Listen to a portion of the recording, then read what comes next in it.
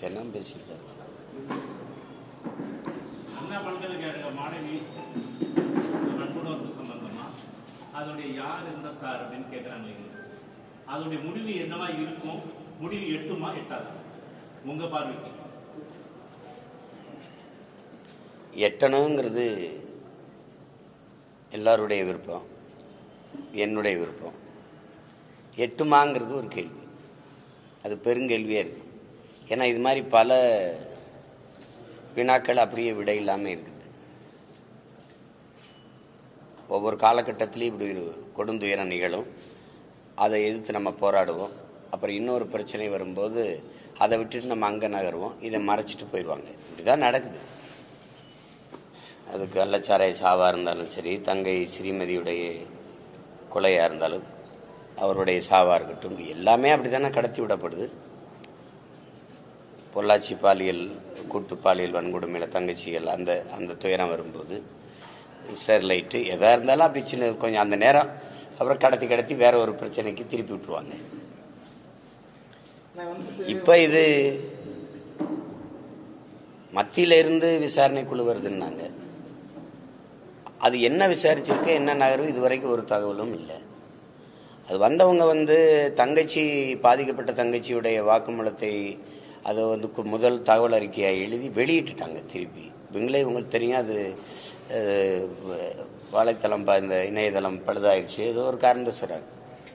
அவருடைய குற்றவாளியினுடைய குற்றம் சாட்டப்பட்டவருடைய வாக்குமூலம் என்ன, அவர் எதுக்காக இப்படி பண்ணாரு, இது மாதிரி எவ்வளோ பண்ணியிருக்கிறாரு, என்ன அவர் பின்புலம், எந்த தகவலுமே இதுவரை வெளியில் வரலையே.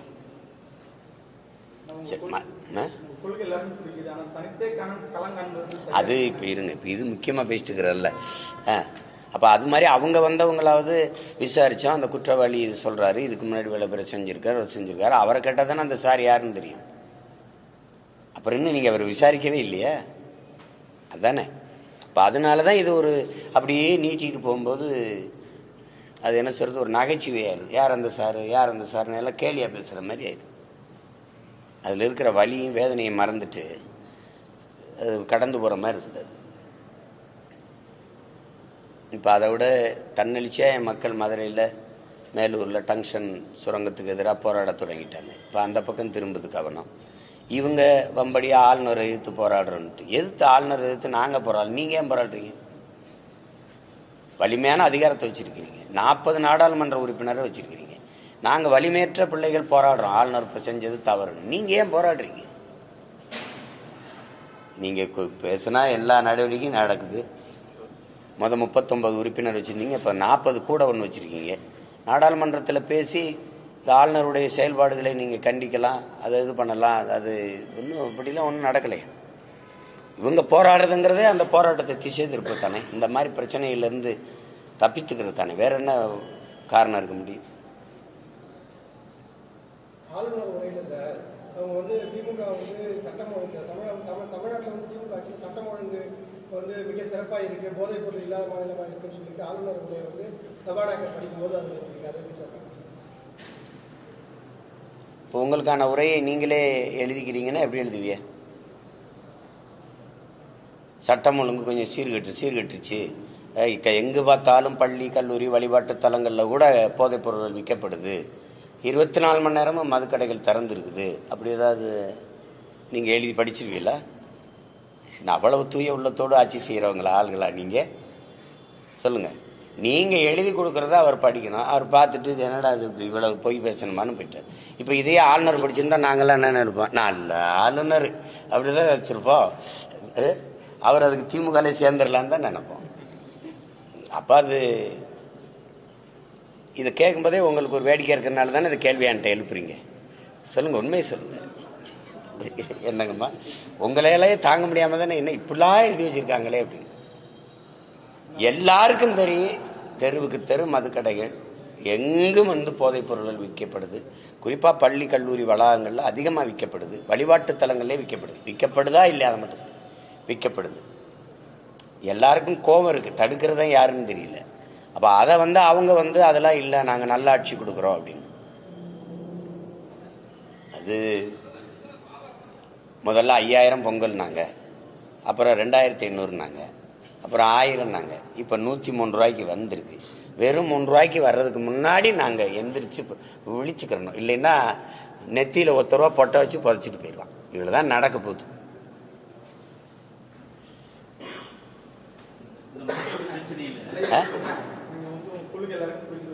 ஒரு நிமிஷம், அது கடைசியா கேளுங்க ஐயா, கடைசியா கேளுங்க. நீங்க சொல்லுங்க கடைசியா. சட்டமன்றத்தில் வந்து இது பெரும் கொடூரம் அப்படின்னு தான் ஒப்புதல் கொடுத்திருக்காரு. எது சட்டமன்றத்தில் இன்னைக்கு எது கொடூரம்? இந்த அண்ணாமலை மாணவி இந்த ஒரு வார்த்தையை சொல்றதுக்கு இந்த வார்த்தையை சொல்றதுக்கு எதுக்கு இவ்வளவு தாமதம்? அது பெருங்கொடூரம். பெருங்கொடூரம் இல்லையா? உங்களுடைய செயல்பாடுகள் உயிரோடு இருக்கும்போது சோறு போடாம செத்த அப்புறம் பால் ஊத்துற கதை மாதிரி இருக்குது. இது எப்படி? இது அந்த பாதிக்கப்பட்ட போது நீங்களோ துணை முதல்வரோ உட்கார்ந்து அது பெரிய வருந்தத்தக்கது, பெரிய கொடூர செயல் நடந்துருச்சு, இனிபோல் இதுபோல் நடக்காது, மாணவ பிள்ளைகள் அச்சமின்றி நீங்கள் கல்லூரிக்கு செல்லுங்கள், படிக்க செல்லுங்கள், பெற்றோர்கள் நீங்கள் அச்சமின்றி இருங்கள், உரிய பாதுகாப்பை அரசு கொடுக்கும், எடுக்கும், குற்றவாளிக்கு உரிய தண்டனையை பெற்றுக் கொடுக்கும், இது போன்ற குற்றங்கள் நிகழாமல் இது கண்காணித்து தடுக்கும். அப்படிலாம் ஒரு வார்த்தை வந்திருந்தா அவ்வளவு ஆறுதலாக இருக்கும். அதை விட்டு இவ்வளவு காலம் கழிச்சு இவ்வளவு எதிர்ப்பு, இவ்வளவு போராட்டம், கொடுமையான நிகழ்வுன்னு தெரியுதுல. அப்ப போராட வரும்போது எங்க குறவழியை நெரிச்சிங்க, என்னை விடுங்க. அம்மா சௌமியா அன்புமணி என்ன பண்ணாங்க? அவங்கள கையை பிடிச்சி இழுத்துட்டு போறீங்க வாங்கன்னா வண்டியில் ஏற மாட்டாங்களா? அவ்வளவு அநாகரியமான தற்குறிகளா நாங்க? அதே மாதிரி தானே அவங்க குஷ்பு அவங்க தலைமையில போராடினவங்களை ஆட்டு தொட்டியில் போய் அடைக்கிறீங்க. என்னையாவது ஒரு மண்டபத்தில் அடைச்சிங்க. எதுக்கு போராடுறீங்க, ஏன் போராடுறீங்கன்னு சொல்லணும்ல. அனுமதி மறுக்கப்பட்டிருக்கு, ஏன் மறுக்கிறீங்கன்னு கேள்வி இருக்குல்ல. எதுக்கு மறுக்கிறீங்க? நீங்க ஆளுநரை ஏத்து போராடுறதுக்கெல்லாம் யாருக்கிட்ட அனுமதி வாங்க? நீங்க பாட்டுக்கு எந்த இடத்துல வேணாலும் நின்று போராடுறீங்க. ஆளுநர் செய்த செயலே எதிர்த்து போராடுற அளவிற்கு குற்றம் என்றால், இந்த பாதிக்கப்பட்ட தங்கச்சிக்கு நீதி கேட்டு போராடுறதுல எந்த வழியில குற்றம் கண்டுபிடிச்சீங்க? என்ன அந்த விரைந்து உரிய நடவடிக்கை எடுங்கன்னு ஒரு கோரிக்கை வைக்க போறோம். திசை திருப்பாமல் நேர்வழியில் சரியான விசாரணை நடத்துங்கன்னு கேட்க போறோம். அவ்வளவுதான் சொல்ல போறோம். அந்த குற்றவாளியின் வாக்குமூலம் என்னன்னு சொல்லுங்க எங்களுக்கு. இதுதானா? இதுக்கு முன்னாடியா? அந்த தங்கச்சி சொன்னதுல பார்த்தா இன்னொரு தங்கச்சியும் அதுக்கு முதல் நாள் பாதிக்கப்பட்டிருக்கா. அப்ப இது தொடர் கதையா? இதன் பின்னணியில யாரு? ஒரு கேள்விதானே. பிரியாணி விற்கிறவன், அவனுக்கு ஒரு பின்புலம் இல்லை, அவனால எப்படி இவ்வளவு பெரிய வளாகத்துக்குள்ள போய் இது போன்ற செயலில் ஈடுபட முடிஞ்சது? நீங்க அதிமேதைகள் ஒரு கேள்வி கேட்குறீங்க. அந்நேரத்தில் எதுக்கு ஒரு பொத்தையில் ஒரு பொம்பளை பிள்ளை போறா அப்படின்னு? உங்களெல்லாம் என்ன வச்சு எதை வச்சு அடிக்கலாம் சொல்லுங்க? எந்த நேரத்துக்கும் என் தங்கை என் அக்கா தனியாக போனால் பாதுகாப்பா இருக்கணுங்கிறதாண்டா நாடு. அதுக்கு தான் விடுதலை, அதுக்கு தான் சுதந்திரம். அதை பெற்றுக் கொடுக்கறதா, அதுதான் பெண்ணிய உரிமை. அதுக்கு தான் ஆண்மகனின் அழகே பெண்மையை பாதுகாக்கிறதா, பெண்களை பாதுகாக்கிறதா. அதுதான் ஆகச்சிறந்த ஆண்மை. அதை விட்டு நீ ஒத்தையில போனா அப்படின்னா எப்படி ஒத்தையில போனா எதுக்கு எடுத்தாலும் ஒரு ஆளை கூட்டிகிட்டே போவாங்களா? இப்படித்தான் உங்க அக்கா தங்கச்சி உங்க வீட்டுல எல்லாம் போயிட்டு இருக்காங்களா? இது பெரிய பெரிய எழுத்தாளர், பெரிய கவிஞர், நாங்கெல்லாம் முற்போக்கு சிந்தனையாளர்லாம் இந்த கேள்வி எழுப்பிடுத்தீரா? நீ யாரை மறைக்க? நீ இந்த ஏதோ ஒரு ஆட்டோசங்கர் கதை தான். நீங்க தோன்னீங்கன்னா அது நீண்ட காலமா நடந்துகிட்டு இருக்கு. தோன்னீங்கன்னா நியாயமா மனச்சான்றோட விசாரிச்சா பல பேர் பின்னணியில இருப்பாங்க. இல்லைன்னா ஒரு சாதாரண ஒருத்தருக்கு இவ்வளவு துணிவு வராது, இவ்வளவு கண்காணிப்பு. சரி, இது நடந்திருக்கலாம். அப்ப அந்த விடுதி காவலர் அவரையாவது தற்காலிக பணி நீக்கமா அப்படி செஞ்சு யாராவது ஒரு நடவடிக்கை ஏதாவது இருக்குதா பாருங்க? ஒண்ணுமே இல்லை. நீங்க தான் தேவையில்லாம போராடிட்டு இருக்கீங்கிற மாதிரி. நீங்க போராட எங்களுக்கு அனுமதி மறுக்கிறது, வாயவை திறக்க விடாம கைது பண்ணி உள்ள அடைக்கிறதுலயே ஏதோ பிரச்சனை இருக்குதுன்னு எங்களுக்கு தெரியுது. அது எங்கள் சந்தேகங்களை பல மடங்கு கூடுதலாக்குது. அதானே akuதா இல்லையா? உங்களுக்கு அந்த சந்தேகம்னால திருப்பி இப்ப கேட்குறீங்க. அப்போ எனக்கு நான்லாம் மத்திய குழு வருதுன்னாங்க, கொஞ்சம் நம்பிக்கையா இருந்தேன். அவங்க ஏதோ அந்த குற்றம் சாட்டப்பட்ட நபரை கூப்பிட்டு விசாரிச்சு என்ன நடந்தது எது நடந்ததுன்னு நியாயமா அவரை விசாரிச்சா அவர் சொல்லிட போறாரு. அவரே சொல்லிடுவாரு யார் யாரு பின்புலம், நானாச்சு இலங்கை இவங்கெல்லாம் சம்பந்தப்பட்டவங்கன்னு. அவரை ஏன் நீங்க விசாரிக்கவே இல்லை? சரி, முன்னேற்றம் இருக்கு. நீங்க சொல்லுங்க, என்ன முன்னேற்றம் இருக்கு? சிரிக்காதீங்க. நீங்க முன்னேற்றம் இல்லைன்னு சொல்லுங்க. நீங்க சொல்லுங்க, அதான் முன்னேற்றம் இருக்கா? அப்ப இல்ல தானே. இருந்தா நீங்க இந்த கேள்வியை வைக்க மாட்டீங்க. நான் இவ்வளவு நேரம் அதை பேசிக்க வேண்டிய அவசியம் இல்லை. நீங்கள் ஆம்ஸ்டாங் கொலை நடந்துருச்சு தெரியுது, வெட்டினவன் யாருன்னு கண்காணிப்பு கருவியில் தெரியுது. அவனெல்லாம் வெட்டினீங்கல்ல, ஏன் வெட்டின, எதுக்கு வெட்டின, என்னன்னு ஒரு வாக்குமூலத்தை வாங்கி வெளியிட்டிருக்கீங்களா? இதுக்காக, இந்த காரணத்துக்காக இந்த கொலை செய்யப்பட்டிருக்கு இல்லை. ஆனால் 3 பேரை இடையில கண்டதும் சுட உத்தரவு போட்டு என்கவுண்டரில் கொன்னீங்கல்ல, ஏன் கொன்னீங்க? அவனுக்கு இந்த குற்றத்திற்கு என்ன சம்பந்தம்? சில பேரை நீங்க வாயை திறக்க விடாம தொண்டைக்குழிக்குள்ள தோட்டா வச்சு கொல்ல வேண்டிய அவசியம் ஏன் வருது? அப்ப யாரையோ பாதுகாக்க நீங்க இந்த வேலையை செய்றீங்க. இந்த 3 பேரை சுட்டதுக்கு காரணம் தான் அரசு சொல்லியிருக்கா? இல்ல இவர்கள் தான் அந்த கொலையை செஞ்சவர்கள் அப்படி இருக்கா? அவர்கள்ட்ட பெற்ற வாக்குமூலத்தை ஏதாவது நீங்க வெளியிட்டிருக்கீங்களா? எதுக்கு சுட்டீங்க சொல்லுங்க. இதெல்லாம் எத்தனை நம்ம பார்க்குறோம். அவர் இங்கே ஒரு கையில் ஒரு கட்டு, இங்கே ஒரு கட்டு, இங்கே ஒரு கட்டு, அப்படி புதுசாக மாவு கட்டை போட்டு அவர் எது மாமியார் வீட்டில் கால் நீட்டி சாப்பிடுவோம், அப்படி கட்டில் படுத்துருக்காப்புல. கழிவறையில் வலிக்கு விழுந்தது, கை காலை உடைச்சு கட்டு போட்டதெல்லாம் நேற்று இன்னைக்கு அந்த நாடகம் நடக்குது. சொல்லுங்க, நீங்க சொல்லுங்க, எத்தனை நாடகத்து இந்த நாடகம், பழைய நாடகம் அது.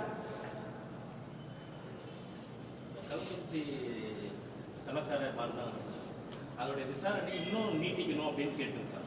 கால அவகாசம் கேட்டிருக்காரு. நீதிமன்றம் தானே, நீதிமன்றம் கேட்டதானே சொல்றீங்க.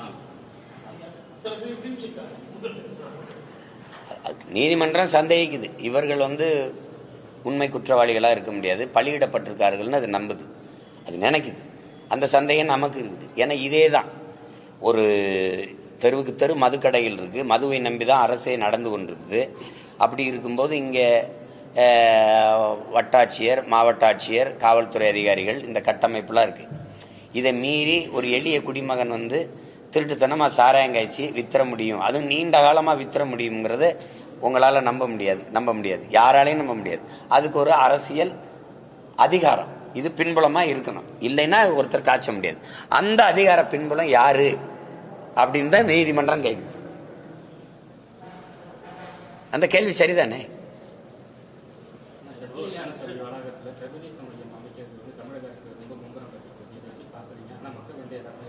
அது நிறைய இடத்துல மும்மரம் காட்டுது. அனல் மின் நிலையத்தை நீட்டிப்புல மும்மரம் காட்டுது. காட்டுப்பள்ளியில் 6111 ஏக்கர்ல துறைமுகம் கட்டுவதில் முனைமம் காட்டுது.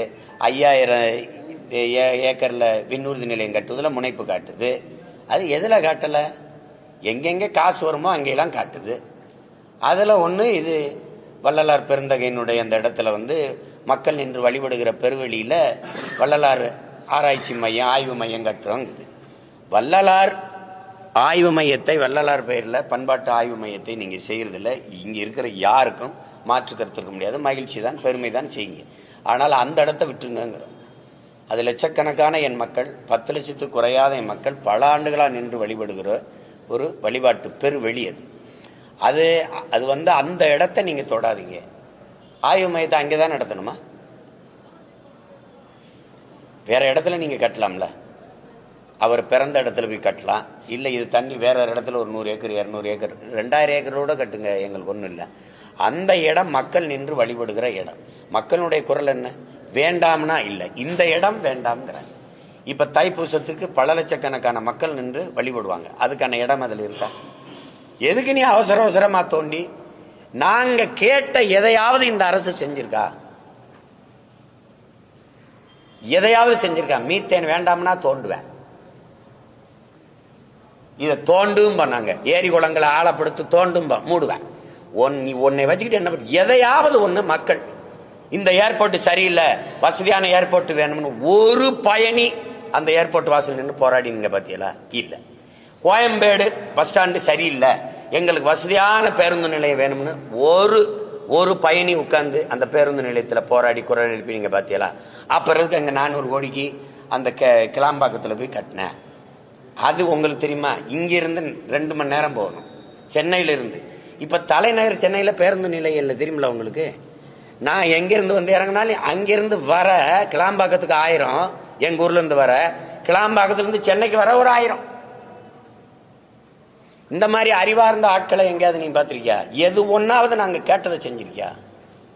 1000 ரூபாய் கேட்டு குடும்ப தலைவிக்கு 1000 கொடுங்கன்னு எந்த எங்க அம்மா பெரியம்மா வீதியில நின்னாங்க? 1000 ரூபாய் கொடுங்கன்னு கல்லூரிக்கு போய் படிக்க போற எந்த எங்க அக்கா தங்கச்சி வீதியில நின்னாங்க? 1000 ரூபா கொடுங்கன்னு என் தம்பி தமிழ் மகன் ரூபா கொடுங்கன்னு கேட்டான். ஒன்றும் இல்லை, நல்ல கல்வியை கொடு, படிச்சுட்டு வந்தா வேலை கொடு, இதான் கேட்குறான். அதை கொடுக்கல. இது வேண்டாம்ங்கிற, இங்க போய் பெருவெளியை தோண்டி இங்கதான் ஆராய்ச்சி மையம் கட்டுவோங்கிற. நீ கட்டு, வேணான்னு சொல்ல, வேற இடத்துல கட்டு.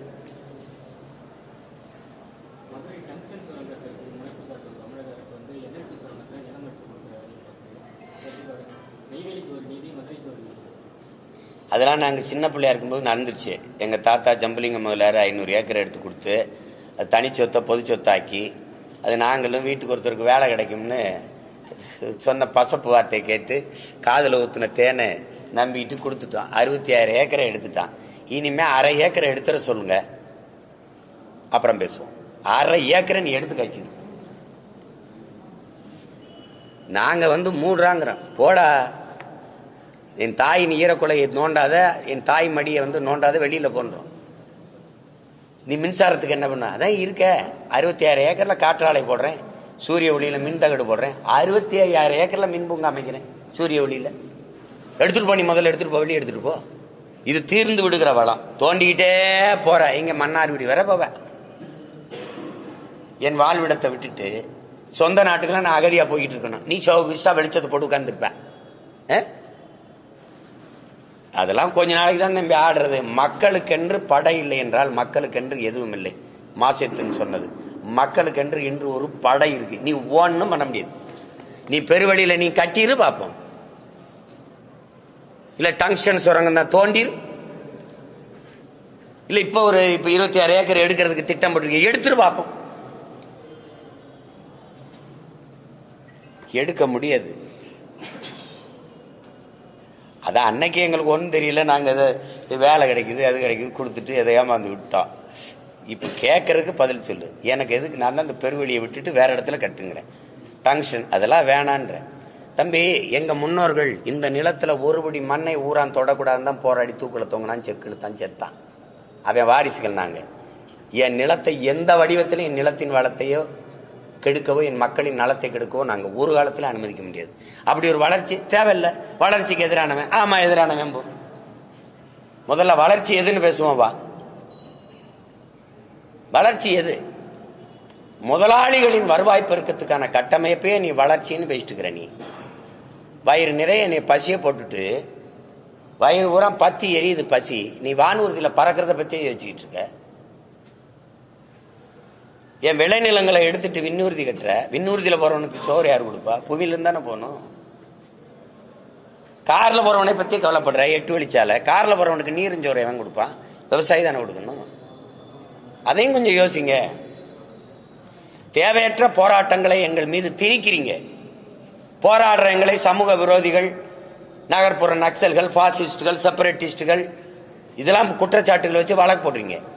இந்த பெருவெளிக்கு எங்க மூதாதை வள்ளுவ பெருமானார் இருக்கும்போது இடம் கொடுத்த மேல நீ வழக்கு போட்டிருக்க 20 பேர் மேல. இதெல்லாம் கொடுமை இல்லையா? இதுதான் அரசு ஆக்கிரமிப்புங்கிறது. நீ புதுசா எனக்கு இடம் தரல, இருந்த இடத்த நீ எதுக்கு ஆக்கிரமிக்கிற?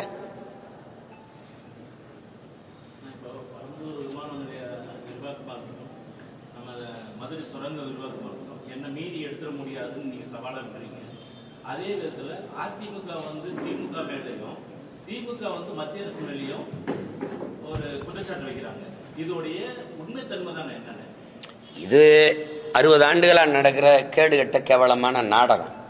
அந்த நாடகத்தை எங்க தாத்தா பார்த்து, எங்க அப்பா பார்த்து, எங்க சித்தப்பன் பெரியப்பன் மாமச்செல்லாம் பார்த்து இதாயிடுச்சு. இப்ப நவீன டிஜிட்டல் சினிமா வந்துருச்சு. அதுவும் உள்ளங்கையில உலகம் இருக்குது. அந்த தலைமுறை பிள்ளைகள் நாங்க. நீ எடுத்திருந்தா நான் சொல்றேன், நீ நான் ஒன்னும் இல்லை. என்கிட்ட ஒரு எம்எல்ஏ இருக்கானா, எம்பி இருக்கானா? இல்ல நான் ஒரு பதவி இல்ல. நீ தான் எடுத்திருந்தானே பாக்குறேன் சொல்றேன். அது நாடகம். சும்மா மாறி மாறி எங்க ஊர்ல எரிஞ்ச கட்சி ஏரியாவில் வில்லு பாட்டு இங்கிட்டு ஒரு அம்மா பாடும், இங்கிட்டு ஒரு பாட்டு பாடும். எங்க ஊர்ல குழாடி சண்டை, தெருச்சண்டை எல்லாம் பாத்திருக்கீங்களா? எப்படி போடுவாங்கன்னு நான் சொல்றேன் பாருங்க. நான் திண்ணையில் உட்காந்து படிச்சுக்கிட்டு இருக்கேம்மா. இந்த எழுத்து விட்டு அத்தையும் இந்த வீட்டு அத்தையும் சண்டை போடுவான். அடியை வாங்கி குடிச்ச சிரிக்கி, எந்த வருஷம் இல்லாம இந்த வருஷம் 4 காணி விளைஞ்சிட்டு தாண்டி உனக்கு இப்படி எடுத்துக்கிட்டு அடிக்குதுன்னு இந்த அத்தை பேசுவான். இவ கேட்டியாளா கதைய? நான் தான் சட்டி ஏந்திக்கிட்டு சம்மணத்தை போட்டு வீட்டு வாசல் உட்காந்துருக்கேனா, சம்பா விளைஞ்சி சாஞ்சி கிடக்கும், உம்பார் இல்லாம ஊர்க்குருவி திங்குது. இவ வீட்டுல நான் போய் சட்டி ஏந்திக்கிட்டு நிக்கிறேன். இவன் என்ன வார்த்தை பேசுறா பாத்துங்க, அப்படி சண்டை போடுவாங்க. எது அருமையா இருக்கடான்னு. இந்த தெருச்சண்டை தான் டிஎம்கே ஏடிஎம்கே 60 ஆண்டுகளா போடுது. இது அண்ணா பல்கலைக்கழக மாணவிங்க, நீ பொள்ளாச்சி பாலியல் வன்கொடுமைங்க, நீ இந்த ஸ்டெர்லைட் கொலை, நீ இந்த பார் குடநாடு கொலைங்க. என்ன என்ன நாங்க இந்த குரங்கு அப்பம் பிரிச்ச கதை தான். இங்கிட்டு இங்கிட்டு இப்படி பார்த்துட்டே இருக்க வேண்டியதான். நாங்க இந்த வேடிக்கை எத்தனை காலத்து பாக்குறது? இப்ப நீங்களே சொன்னீங்க நம்ம கிட்ட ஒரு எம்எல்ஏ கூட இல்ல அப்படின்றீங்க. அந்த எம்எல்ஏ பெறுவதற்கான கூட்டணியை நீங்க அமைப்பீங்களா, இல்ல ஏதாவது ஒரு கூட்டணி வைக்க? ஆனா இது வரைக்கும் உங்க வாயிலிருந்து நாங்க ஒரு கூட்டணியில சேர போறோம்னு சொல்லல. ஆனா உங்க தலைமையில ஏதாவது ஒரு கூட்டணி இல்ல சேர போறது இல்ல, நல்ல சேர போறது இல்லைன்னு சொல்லல. இல்ல இப்ப நீங்க நான் சொல்றேன்ல, இப்ப ஜெயிச்சு எத்தனை பேர் உள்ள இருக்காங்க? இப்போ அது எதிர்கட்சி ஆளுங்கட்சி 2 பேர் யாரையாவது ஒருத்தரை எங்க எடுக்க சொல்லு பார்ப்போம், எங்க அதை வெட்டிற சொல்லு பார்ப்போம், இது கட்டிற சொல்லு பார்ப்போம்னு சொல்லுங்க பார்ப்போம். முடியல. அப்ப சொல்றதுக்கு ஒருத்தன் வேணும்ல, ஒரு வீரன் வேணும்ல.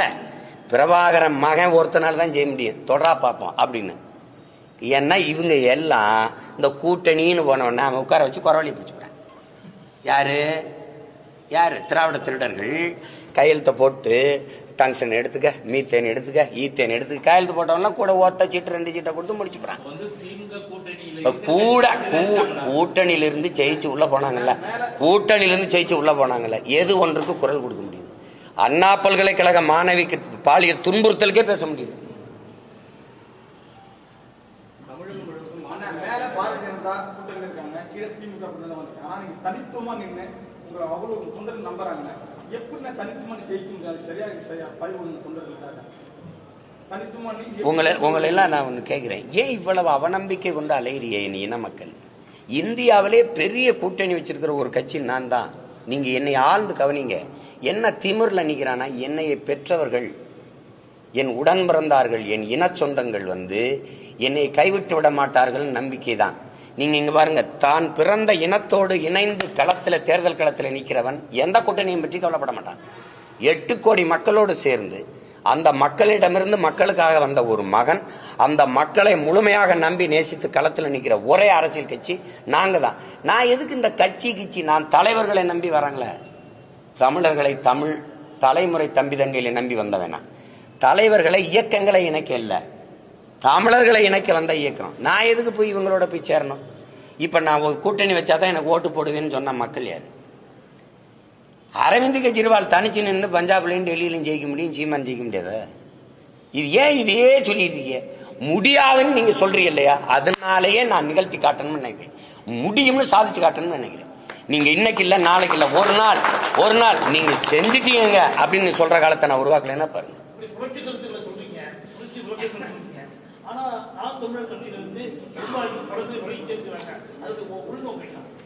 நிர்வாகிகளா இருந்தா விலை இருக்க மாட்டாங்கல்ல. அத மாவட்ட பொறுப்புல இருந்து மாவட்ட பொறுப்புக்கு பொறுப்பா இல்லாதனால நம்ம அனுப்பி வைக்க வேண்டியது அவசியம் இருக்கு. உங்களுக்கு புரியுதுன்னு நினைக்கிறேன். முக்கிய நிர்வாகிகள் இல்ல, முட்டுக்கட்டை நிர்வாகிகளா இருக்கும்போது வேகமா வரும்போது, வெள்ளம் பாஞ்சு வரும்போது கற்கள் என்ன பாறையா இருந்தாலும் உருட்டிட்டு தான் ஓடும். அதை பத்தி பேசிட்டு வேண்டியதில்லை. நீங்க முக்கிய நிர்வாகிகள் போறதை பத்தி நீங்க கவலைப்படாதீங்க, கவலைப்பட வேண்டியது நாங்க ரொம்ப மகிழ்ச்சியா இருக்கிறோம். அதனால அது அவசியமில்லாத ஒன்று, அது ஒன்றும் இல்லை. இந்த கட்சியிலிருந்து இவங்கெல்லாம் விலகி போறதுனால ஏதாவது நாட்டுக்கு மக்களுக்கும் பிரச்சனை இருக்கா? என்னங்க அவங்க எல்லாம் போறாங்க, விலைவாசி ஏறிக்கிட்டு இருக்கு, அப்படி எதுவும் குற்றச்சாட்டு இருக்கா? அதனாலதான் மின் கட்டணம் ஏறுது, சொத்து வரி ஏறுதுன்னு எதுவும் இருக்கா? ஒன்றும் இல்லை. இல்லை தமிழகம் முழுவதும் மாநகராட்சி நகராட்சியோட கிராமங்களை எதிர்ப்பு தெரிவித்து பல்வேறு இடங்களில் மக்கள் சாலை கொடுத்திருக்காங்க. தமிழக அரசு புதிய ஊராட்சிகளை உருவாக்குவதற்கு இல்லை, அது என்கிட்டே அந்த கோரிக்கையை மக்கள் வச்சாங்க, நீங்க பேசுங்க அப்படின்னு. அது சிற்றூர்களில் இருக்கிற வேலை வாய்ப்பு, சிற்றூர்களில் வாழுகிற மக்களுக்கு, கிராமப்புறங்களில் வாழுகிற மக்களுக்குன்னு சில உரிமைகள் இருக்கு. அது இந்த நகராட்சியில் இணைக்கும் போது அது பறிபோகுது. அதனால என் மக்கள் என்கிற அங்கேயே அதே ஊராட்சியிலே வாழ விடுங்கன்னு சொல்றாங்க. அதுல என்ன அரசுக்கு இடையூறு இருக்குது? என்ன இடையூறு இருக்குது? எல்லாத்தையும் கிராமங்களெல்லாம் காலி பண்ணி நீங்க நகரமயமாக்கிக்கிட்டே போனீங்கன்னா, நகரத்தை விரிவாக்கிட்டு போனீங்கன்னா, நகரத்தில் வாழ்றவனுக்கு அத்தியாவசிய உணவு தேவை இருக்குல்ல, அரிசி பருப்பு பால் முட்டை காய்கறி வெண்டைக்காய் சொரக்காய் பூசணிக்காய் எல்லாம் எங்கிருந்து வரணும்?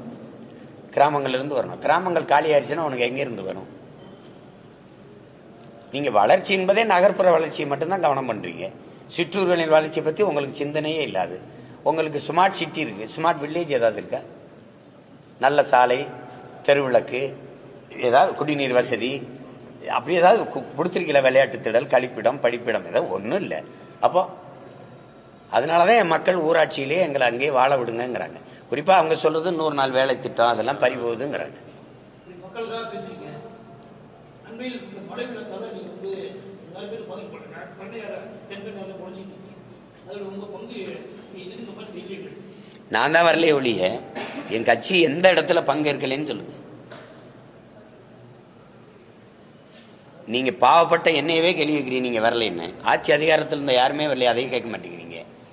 நான் ஓடி ஓடி போய் பல கோடி ரூபாய்க்கு கொஞ்சம் கொஞ்சமா காசு சேர்த்து ஒவ்வொரு வெள்ளத்திலையும் உதவினேன். பல முறை கடலூர் எல்லா வெள்ளத்துக்கும் வந்து உதவினேன். இந்த வாட்டி என் ஆற்றலையும் மீறி போயிருச்சு. வெள்ள சேதம் வந்ததுங்கிறதே வெளியில சொல்ல விடாம மறைச்ச அரசை பத்தி நீங்க கேள்வி கேட்க மாட்டேங்கிறீங்க. நான் வரலையே ஒழிய களத்துல இங்க நின்ன எல்லா என் பிள்ளைகளும் நின்று வேலை செஞ்சாங்க. நீங்க என்ன நினைக்கிறீங்க? நான் வந்தாதான் வந்ததுன்னு நினைக்கிறீங்க, அது செய்தியாக்குறீங்க. ஆனா நாங்க போய் மக்களோட மக்களா நின்று எங்களால எல்லா என்னென்ன உதவி செய்ய முடியுமோ அவ்வளவு செஞ்சோம். அது இப்போ இல்லை, எப்பவும் செய்வோம். அது என்ன, எங்களுக்கு அதுல அரசியல் இல்லை, அதுல தேவையும் இல்லை.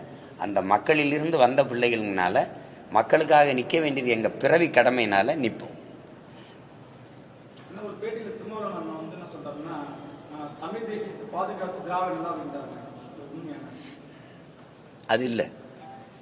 எங்க அண்ணனுடைய கருத்தை நான் மதிக்கிறேன், ஆனா நான் ஏற்கல. அது தவறு. தமிழ் தேசியத்தின் ஒரு எச்சீர்கள், சாதாரண எச்சீர்கள், அதான் திராவிடம்.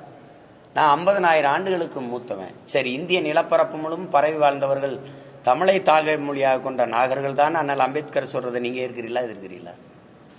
இந்த நாட்டை என் நாடு என்று சொந்தம் கொண்டாடிக்கொள்ள ஒரே ஒரு இனத்திற்கு தான் உரிமை உண்டது, தமிழர்களுக்கு தான் சொன்னதை ஏற்கிறீங்களா, எதிர்க்கிறீங்களா?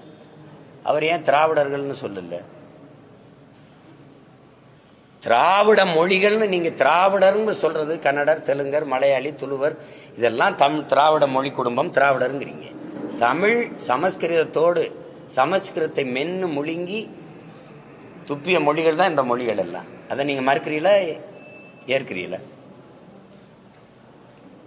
உலகத்தின் முதல் மொழி தமிழ், முதல் மாந்தன் தமிழன். முதல் மொழி தமிழ், மூத்த மொழி தமிழ்னா மூத்த மனிதன், மூத்த மாந்தன் தமிழன் தானே. அதை நீங்க சொல்ல, நான் சொல்ல. நாட்டின் முதன்மை அமைச்சர் மோடியே ஊராப்ப சொல்லிட்டு வர்றாரு. அதை ஏற்கிறீங்களா, எதிர்க்கிறீங்களா? அப்ப எங்க இடையில எங்க வருது திராவிடம்? முதல்ல திராவிடம்ங்கிறது தமிழ் சொல்லா, தமிழ் சொல்ல. தமிழ் சொல்லே இல்லாத திராவிடம் எப்படி தமிழ்காரனா இருக்கும்? சரி, இப்ப எங்க இருக்கு தமிழ்? தமிழை இந்த திராவிட கட்சி ஆட்சிகள் பாதுகாத்திருக்கா, அழிச்சிருக்கா? இதை வந்து எங்க அண்ணன், நாங்க எங்க அண்ணன் கூட இருக்கும்போது இந்த கருத்தை பேசினாரா? இன்னைக்கு அவர் பேச வேண்டிய சூழல் வருது, பேசுறாரு. அதனால நாங்க அதை பேசாம கடந்து போறோம். உங்களுக்கு விளங்குதுன்னு நினைக்கிறேன். அன்னைக்கு அவர் இதை பேசலையே. திராவிடம்ங்கிறது எங்க இருக்கு? சும்மா அது ஒரு கற்பிதம். திராவிட தேசம்ங்கிறது எங்க இருக்குது? இல்லாத திராவிடம் வந்து இருக்கிற தமிழ் தேசியத்தை வீழ்த்தி ஆண்டு கொண்டிருக்குதுன்னு பேசுனது இருக்கு. அதனால அதை போய் பேசிட்டு வேண்டியது இல்லை. அது எங்க அண்ணனுடைய கருத்து. அவர் கருத்தை நாங்க எப்பவும் மதிக்கிறோம். அதை ஏற்கிறதா எதிர்க்கிறதாங்கிறத அப்புறம் தான் முடிவு எடுக்கணும். அந்த கருத்தை நான் மதிக்கிறேன், ஆனா நான் ஏற்கல. போட்டிட்டா நான் வேட்பாளர் நிறுத்தானுங்கய்யானோ போட்டிடுறேன். இது என்ன கேள்வி? நான் என்ன சொல்லி ஐயா, நான் போட்டிடுறேன். இதுவரை எந்த தேர்தலையும் நான் தவிர்க்கல. இடைத்தேர்தலையோ அல்லது எந்த தேர்தலையும் தவிர்க்கல. நாங்க போட்டிடுறோம். சின்ன எனக்கு இப்ப கேட்டுக்கிட்டு இருக்கேன், கொடுப்பாங்க. கொடுத்தானே தீரணும்.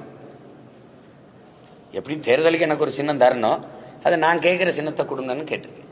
திமுக கூட்டணியில் இருக்கிற கம்யூனிஸ்டுகளை பத்தி எம்பி ராசா வந்து ஒரு விமர்சனம் செஞ்சார். கம்யூனிஸ்டுகள்லாம் சோரம் போயிட்டாங்க, அவங்க சொல்ல அதை பத்தி என்ன? சோரம் போக வச்சதே அதுல கருத்து வந்து சோரம் போயிட்டாங்க. எங்க அண்ணன் சொல்றது சரி, சோரம் போயிட்டாங்கன்னு. அது ரொம்ப இதா இருக்கு. அவங்க இதாகி தடுமாறிட்டாங்க. நல்ல தத்துவம் தான் அது இதாயிருச்சு. அதுவாது தத்துவம் நல்லா இருக்கு. திராவிடம்ங்கிறது என்ன தத்துவம்? திராவிடம்ங்கிறது எந்த தத்துவம் சொல்லு? திராவிடம்னு ஒரு தத்துவம் இருக்கா? கம்யூனிசமாக ஒரு கோட்பாடு இருக்கு. அது உலகம் பூரா ஏற்றுக்கொள்ளப்பட்ட ஒரு கோட்பாடு. ஒரு பாட்டாளி வர்க்க சுதந்திரம், விடுதலை, உரிமைனாது இதில் ஏதாவது இருக்கா சொல்லுங்க? ஏதாவது இருக்கா? அது பாட்டாளி வர்க்க சுரண்டலுக்கு எதிரானது. இது பாட்டாளி வர்க்கத்தை சுரண்டுவது. எது? இந்த திராவிடம்.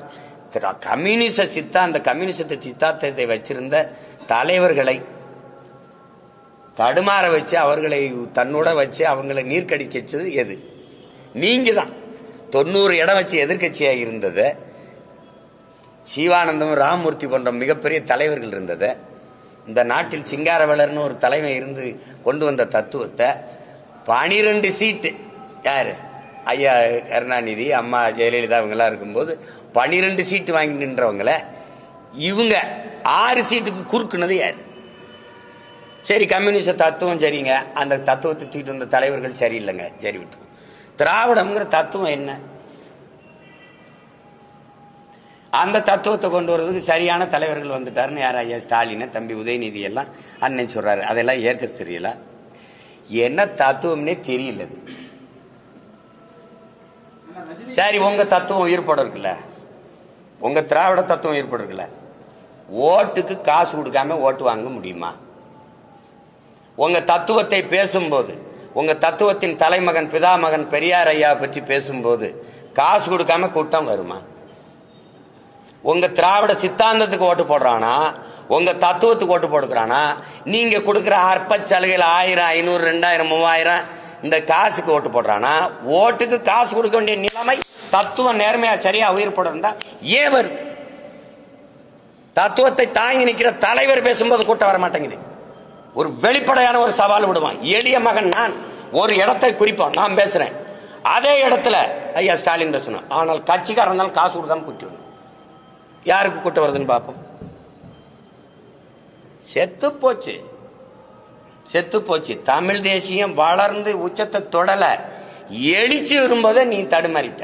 அது எந்திரி கண்ணு முடிச்சோடனே நீ கலங்கிட்ட. நீ இன்னொரு 2-3 ஆண்டு கழிச்சு ஏதாவது பேசுறதுக்கு இருக்கலான்னு பார்ப்போம். தத்துவம் இது திராவிடம்ங்கிற ஒரு சித்தாந்தமா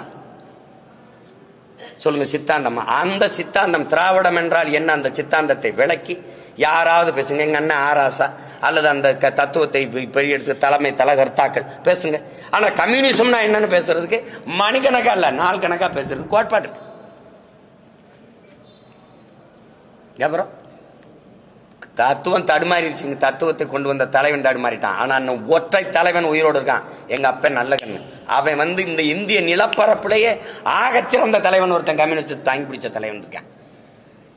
தலைவர்களை நீர்க்கடிச்சு அவங்கள உங்களுக்கு கீழே வச்சு உட்கார வச்சது நீங்க தான். 2 சீட்டு 3 சீட்டுக்கு நிக்க வச்சு அவர்கள் போர்க்குணத்தை போட்டு மலுங்கடிச்சு இன்னைக்கு நீங்களே அவங்கள பேசுறீங்க. அதுக்கு மேல நாங்க இடைத்தேர்தல்ல அந்த கூட்டணி ஆதரிப்போம்னு சொல்றது செய்ய என்ன பண்றது?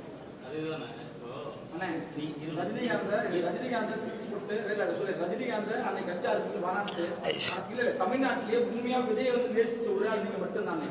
ஏன் முரண் பாருங்க? அண்ணன் தம்பிங்கிறதெல்லாம் பாச நேசம்லாம் வேற, கொள்கை கோட்பாடு முரண் வேற. நீங்க இவ்வளவு சண்டை நடந்துக்கிறது திருப்பி மறுபடியும் பெரியார கொள்கை வழிகாட்டினா எந்த இடத்துல கொள்கை வழிகாட்டின்னு கேட்க வேண்டியது இருக்குல்ல? ஒரு கேள்வி தானே தம்பி. உலகத்துல மொழியில் இருந்தா எல்லாமே பிறகுது. நான் அந்த மொழியை பேசுறதுனால தான் நான் தமிழன். அந்த மொழியை நீண்ட காலமா பேசுறேன். நான் என் இனம் ஒரு கூட்டம் நிலைத்து வாழ்ற கூட்டம் இருக்குன்னா அது ஒரு இனம்னு வரையறுக்கப்படுது.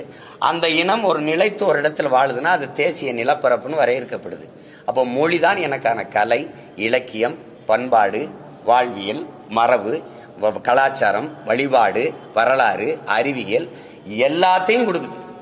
அந்த மொழியே சாணி கூப்பை காட்டு மிராண்டி மொழி. உங்க தமிழ் தாய்க்கு என்ன கொம்பா இருக்கு? உங்க தமிழ் தாய் 3000 ஆண்டுகளா உங்களை என்ன படிக்க வச்சாலான்னு கேட்டா, அப்ப திருக்குறள், இந்த இந்த சிலப்பதிகாரம், மணிமேகலை, ஐங்குறுநூறு, 10 பரிபாடல், இந்த சங்க இலக்கியங்களாம் எழுதி கொடுத்தவனெல்லாம் எங்க தமிழ் தாய் படிக்க வைக்கலையா? தமிழை சனியன்னு சொன்ன பெரியார் எந்த மொழியில் எழுதினாரு? சனியன்ல தானே எழுதுனீங்க. நீங்க என் மொழியவே இழிவாயே அது ஒண்ணுமில்லைங்கிற போது அப்புறம் என்ன சமூக மாற்றம், அப்புறம் என்ன சீர்திருத்தம், அப்புறம் என்ன அரசியல் இருக்கு? அடிப்படையே தப்பா இருக்கு. இருக்கா இல்லையா அதை மட்டும் பேசு. என்னுடைய ஆக சிறந்த உலக நெறி ஒன்று இருக்கு, வாழ்வியல் நெறி, திருக்குறளை. அதை மலம்ட்டீங்க. கம்பே ஒரு எதிரி, இளங்கோவடிகள் ஒரு எதிரி, இந்த திருவள்ளுவன் ஒரு எதிரி. என்னுடைய எல்லாத்தையுமே குப்பைன்ட்டு அப்புறம் என்ன நீங்க சமூக சீர்திருத்தம் மாறுதல் எனக்கு நல்லது சொல்றது? அப்புறம் திருப்பி அவரை கொண்டாந்து கொள்கை வழிகாட்டினா எந்த இடத்துல கொள்கை வழிகாட்டி? பெண்ணிய உரிமையா? உனக்கு உடல் இச்சை வந்தா பெற்ற தாயோ மகளோ அக்காவோ தங்கச்சியோ அவர்களோட உறவை வச்சுக்கிட்டு சந்தோஷமா இருன்னு சொன்னது பெண்ணிய உரிமையா? நான் கேட்கறதுக்கு பதில் சொல்லணும். பெண்ணிய உரிமையா? சரி, மதுவுக்கு எதிராவா? 1000 தென்னை மரத்தை தன் தோட்டத்தில் இருந்ததை வெட்டினாருன்னு அவர் பகுத்தறிவாதின்னு தானே சொல்றீங்க? நான் ஒரு விவசாயி, ஏன் தோப்புல கல் இறக்க அனுமதி இல்லை, இவ்வளவுதானே? அம்மா நீங்க சொல்லுங்க, இவ்வளவுதானே? எவனாவது மரத்தை வெட்டுவானா? கல் இறக்க ஏன் தோட்டத்தில் அனுமதி இல்லை, அதுதான் அறிவுள்ளவன் செயல். மரத்தை வெட்டினா வெட்டி சாச்சா இது பகுத்தறிவா? சரி, அதை விட்டுருங்க. அது மதுக்கு எதிராக போராடினாரு. உலகத்துல எந்த நாட்டில் மது இல்ல? எல்லாரும் மது குடிக்கிறான். மது குடிக்க வேணாம்ங்கிறது கட்டிய மனைவியோட படுக்க வேணாம்ங்கிறதுக்கு சமம்னு சொல்லியிருக்காரா இல்லையா? இப்ப இந்த இடத்துல ஏற்கிறீங்களா? நான் கேட்கறதுக்கு ஒன்னொன்னா பதில் சொல்லிட்டு வரணும். சமூக நீதிக்கும் பெரியாருக்கும் சம்பந்தம் இருக்கா? சமூக நீதி இடஒதுக்கீடு எங்க ஐயா ஆனமத்துக்கும் சம்பந்தம் இருக்கா? யாராவது சொல்லுங்க. நீங்க சொல்லுங்கம்மா. போராடி பெற்றுக் கொடுத்தவன் ஆனமத்தா பெரியாரா? எதையாவது பேசி இது பொதுக்கூட்ட மேடையாக்கி வெறியேற்றி விட்டாதீங்க. போங்க, அப்புறம் பேசுவோம். வேற ஏதாவது கேள்வி இருக்கா ஐயா? அதை விடுங்க, சொல்றேன். 2 நாள் சொல்றேன்.